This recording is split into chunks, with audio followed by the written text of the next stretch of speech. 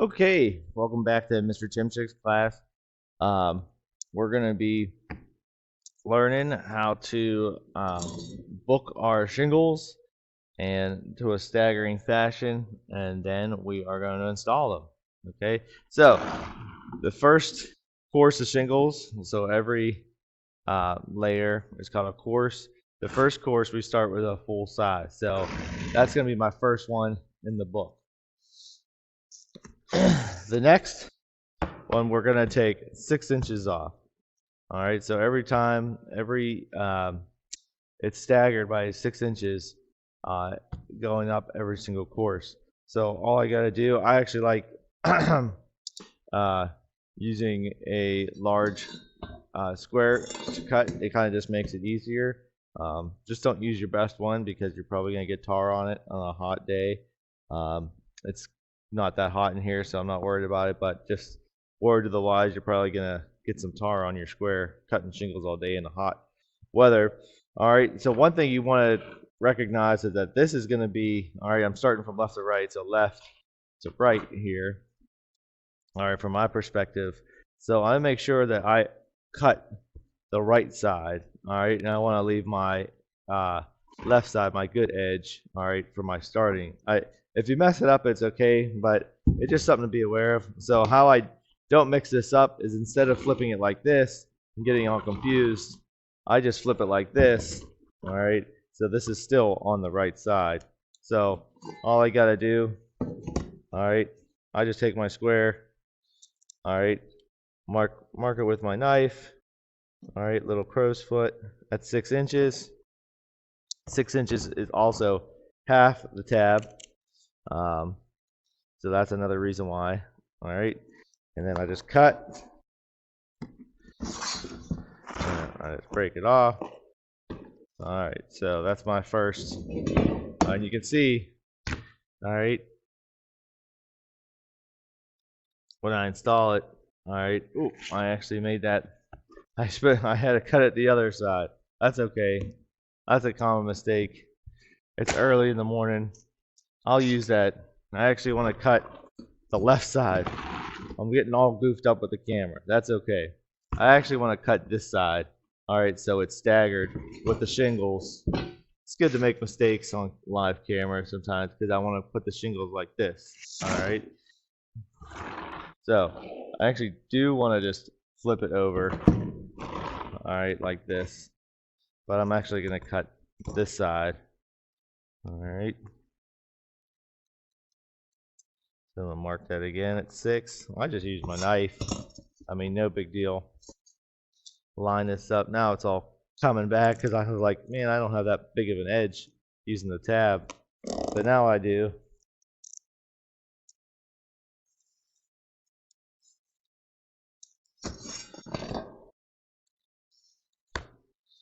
It's all coming back. All right. There it is. And see that everything's all covered up. Halfway, this notch is halfway in between. You can see it here. You know, this notch, it's all good. So that's our first book. First course. All right, this one I'm going to take 12 inches. All right. So,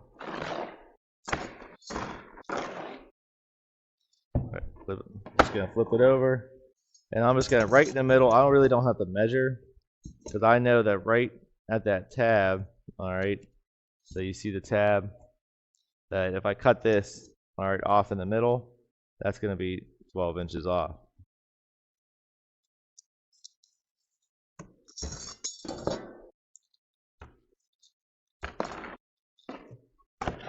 You can see that it's all booking itself. All right, I can stagger it a little bit. All right. So 3 tab, in my opinion, is actually harder to get looking good. Sometimes with 3 tab, it's not lined up or anything like that. So, all right, this one I'm just going to cut in half. There's actually a notch here, It's probably hard to see.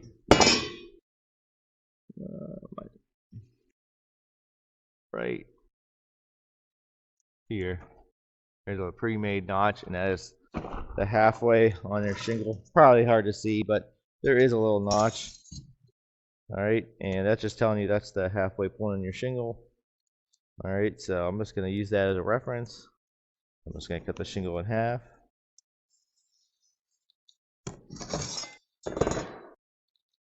So none of this is really going to waste though, because I'm going to use these pieces, all right, later on. So there we go, like that. And then just for my sake, and I'm not going to waste any shingles, I can actually just use this one. All right, and I'll just cut this tab off because I just need a single tab right now.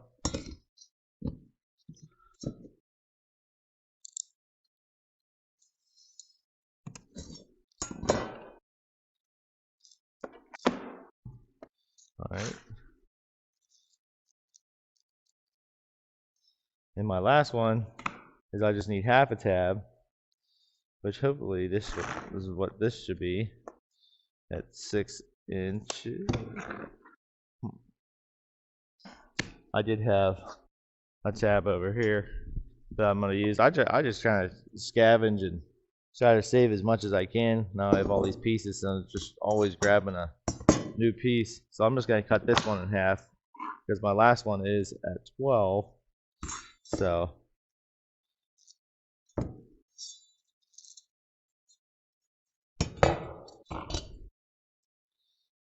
you can kind of drive yourself nuts trying to look for pieces, but if you stay organized, you'll be okay.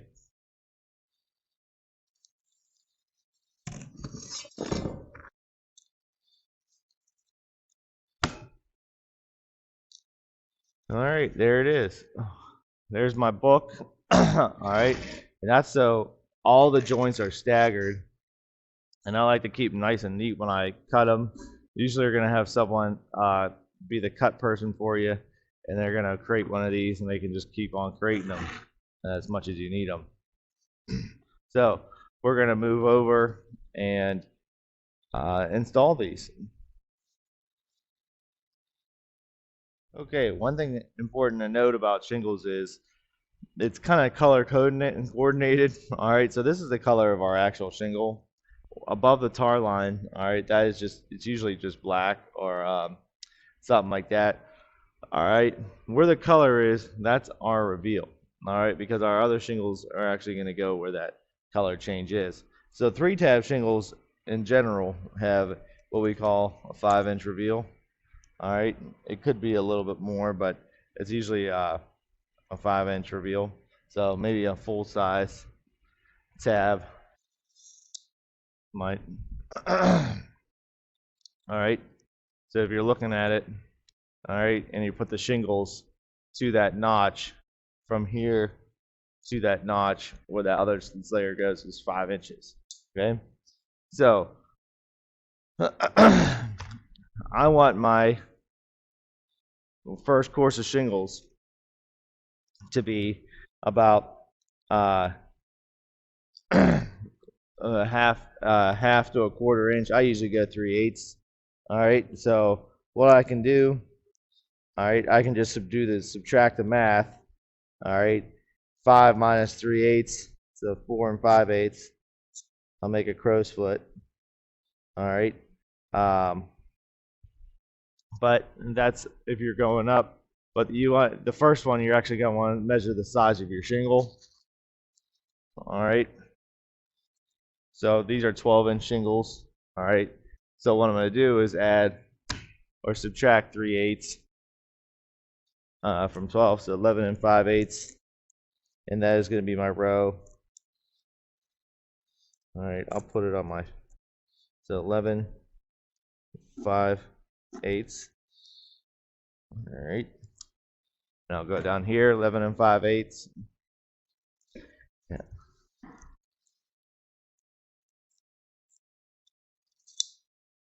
Now, other shingles might be different, all right, for how wide they are. These ones are pretty standard. Now, Usually I'd have somebody help hold this, but currently I do not, but that's okay. All right, so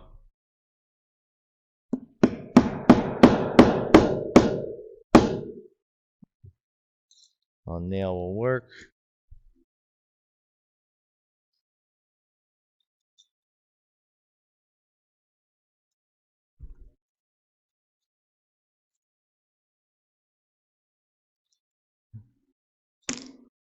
And I'll just snap my line. It's pretty faint, all right, from here, but I can see it from my perspective. I don't know if you all can see it. I use blue. You can maybe see it on the shingle, but now I have a nice straight line I can match this up with.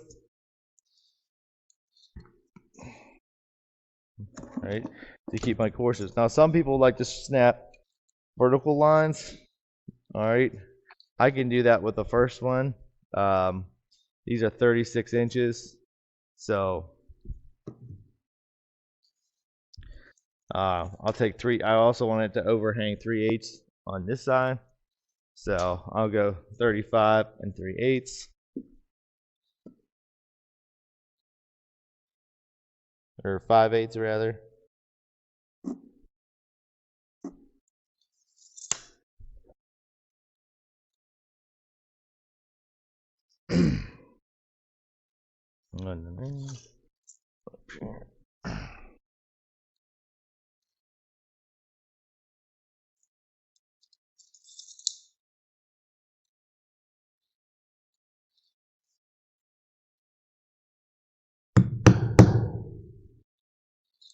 This is why it's so important to get all the steps right that came before this, so you can use these as references.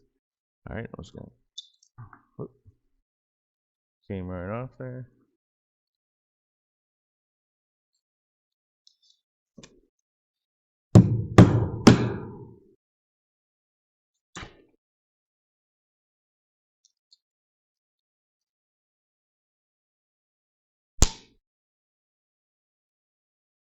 All right, now I have my nice straight line for where this first shingle is going to go. And if you get that right, everything else should fall in place. So the first one you start off with is your full size. So I go over to my book. All right.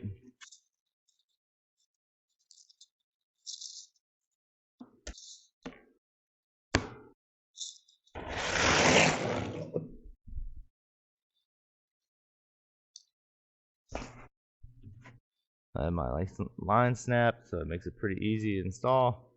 Everything's where I want it. Snapping the lines definitely does help. Now with nailing, minimum nailing is 4 nails. And you're gonna want to nail just below that tar strip. All right.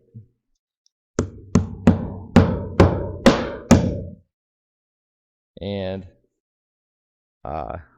you can just reference where the tabs are.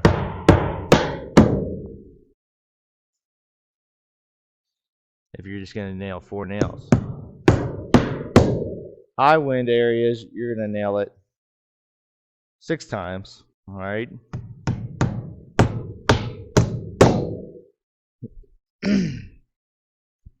All right.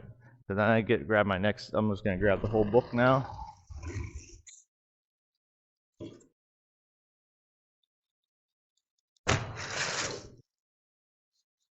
So if you're going to nail it 6 times, it'd be 1 on either side of the notch here, 2, 3, 4, 5, and 6. So I'm just going to nail 4 right above, all right, where the notches are. So the next one, all right, everything should be pretty lined up. I just line it up where those tab notches are. All right at the top of the tab notches. Okay, just like this. I'll put a nail in.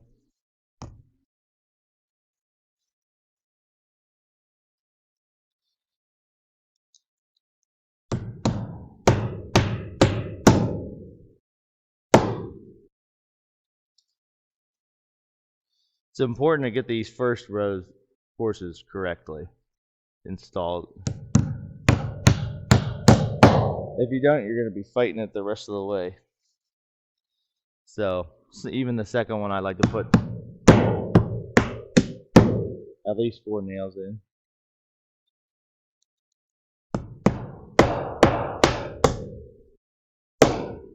Now you want to make sure that you're sinking those nails properly. They can't be at an angle or anything like that. And you can also, that's why I always carry my stick rule, check your reveal. So it's supposed to be a 5-inch reveal. Alright, 5 inches to the next shingle, looks perfect. Alright, just always referencing your reveal, make sure that everything's flowing straight and flowing properly. Now I can go to my next shingle in the book.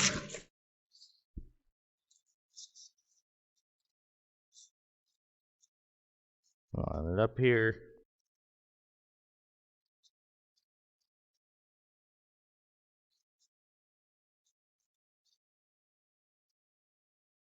Got a lot of shadows in the shop. Not too often you're installing shingles when it's not very bright around.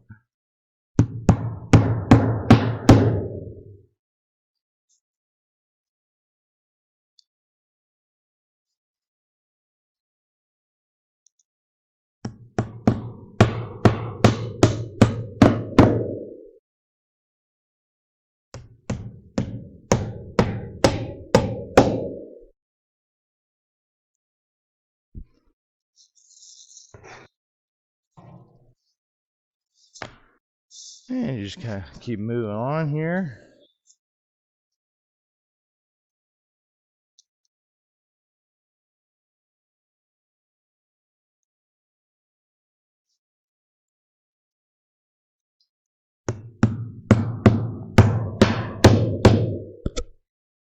And so I only have 1 notch to reference on this one, but all you'd have to really do is check the reveal and making sure that you're at the 5.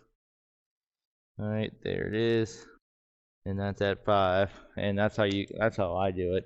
If I take my time and get that first course perfect, I can kind of reference that for the rest of the shingle installation. Now these tar strips, it has to be layered like that because those tar strips need to be there so the shingle doesn't flap around.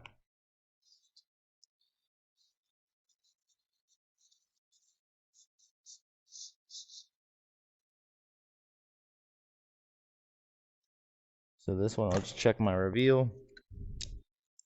Obviously, a experienced roofer with a good eye doesn't have to check their reveal all the time or anything like that.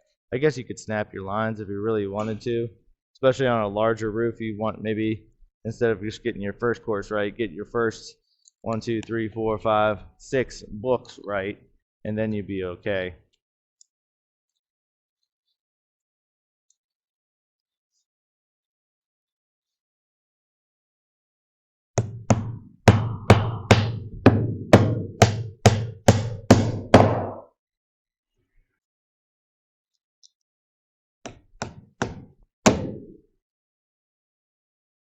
Nail placement is key. You should never see your nail head. Alright, you can see all my nail heads are hidden by the other shingle. Alright, and then here's the last one here. Alright, so I'm just going to check the reveal.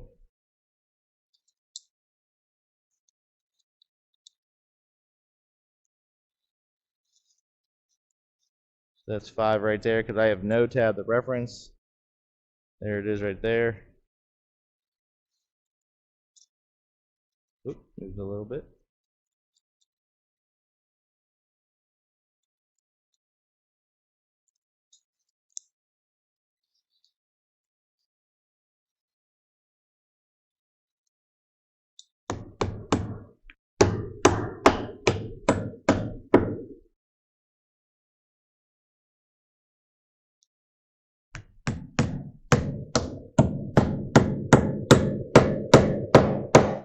Now at the top here, alright, I have a little excess.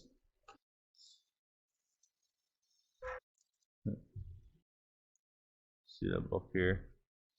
I have a little excess. Alright, so, and I know my ridge cap's going to cover that, so I can just cut this now, or I can cut it later. But you can cut the top of your shingle off if from the top side.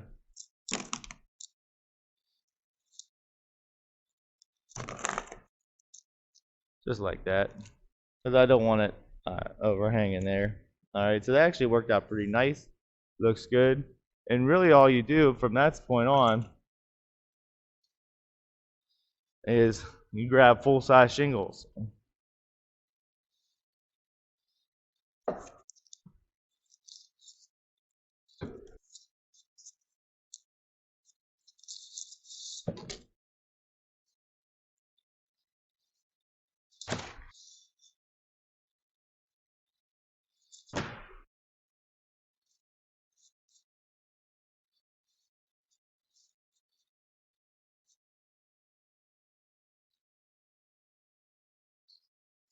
I'm just going to tack these on because my students are going to, we don't want to waste shingles for them. But I just wanted to give you a feel of what it looks like. Alright. And then this one kind of just goes like this. The camera here, my big butt's in the way. Alright. And this one kind of just goes like this. Lining it up with the top of the little notches.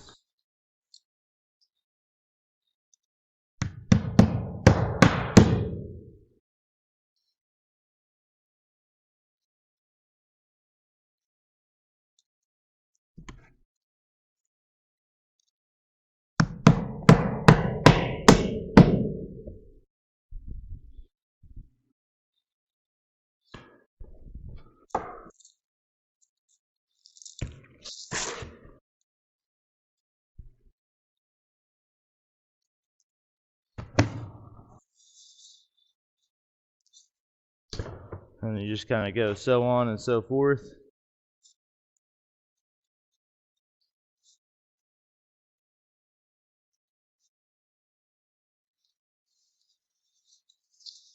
And then you just keep on going. All right, and that's how you cover your roof. And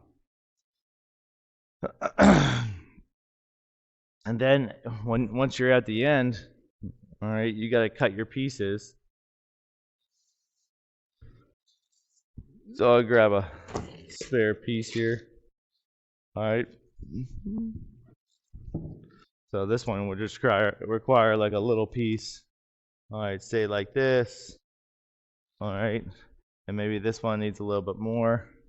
And so I leave it hanging off like this. And all I got to do is at the end is snap a line.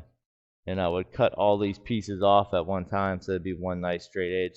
So you can just leave them long and hang over whatever piece you got. All right, that'll go past of where you need it. And then you can just go from there.